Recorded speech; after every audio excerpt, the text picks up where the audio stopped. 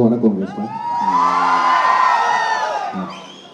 நான் முன்னாடியே நிறைய பேட்டியை சொல்லியிருப்பேன். எனக்கு இந்த காமிக் புக்ஸ்னா எனக்கு சின்ன வயசுலேருந்து அது எவ்வளோ விருப்பம் அப்படின்னு சொல்லி.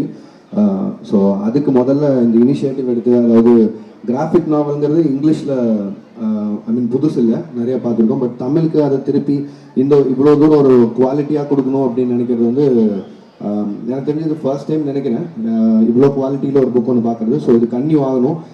ஏன்னா எனக்கு ஞாபகத்தில் இருக்கும்போது நான் பார்த்துட்டு இருந்த ஒரே கிராஃபிக் நாவல் அப்போ வந்து ராணி காமிக்ஸ்ன்னு நினைக்கிறேன், இரும்பு கை மாயாவின்னு சொல்லி ஒரு புக் ஒன்று வரும். அண்ட் அதுக்கப்புறம்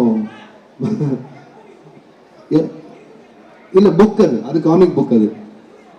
அது கொஞ்சம் லேட்டராக சொல்கிறேன், இந்த வேலைக்கு வந்துருக்கோம் இதை பண்ணிடுவாங்க. ஸோ அதுக்கப்புறம் எனக்கு தெரிஞ்சு அந்த அளவுக்கு குவாலிட்டியாக இருக்கிற ஒரு புக்காக நான் இதை பார்க்குறேன். நான் படிச்சுட்டேன். அது ஃபர்ஸ்ட் எனக்கு ஒரு 10 days முன்னாடியே அந்த எடிஷன் கொடுத்தாங்க. எனக்கு ரொம்ப பிடிச்சிருந்தது. அண்ட் அந்த காமிக் புக்கோட இன்ஸ்பிரேஷன் தான் ஃபிலிம்ஸ்ன்னு கூட நான் சொல்லுவேன். ஏன்னா நீங்கள் ஃபிலிம் பண்ணும்போது ப்ரீ ப்ரொடக்ஷனில் ஷூட் போகிறதுக்கு முன்னாடி முக்கியமாக பண்ணுறது ஷார்ட் டிவிஷனு.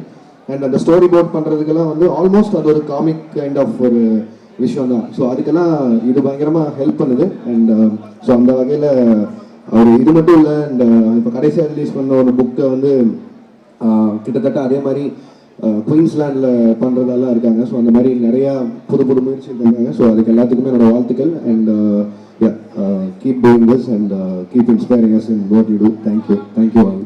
பாதகம் செய்பவரை கண்டால் நாம் பயங்கொள்ளலாகாது பாப்பா, மோதி மிதித்து விடு பாப்பா, அவர் முகத்தில் உமிழ்ந்து விடு பாப்பா. அண்மை செய்திகளை உடனுக்குடன் தெரிந்து கொள்ள இணைந்திருங்கள் இயம்நாடு தொலைக்காட்சியுடன்.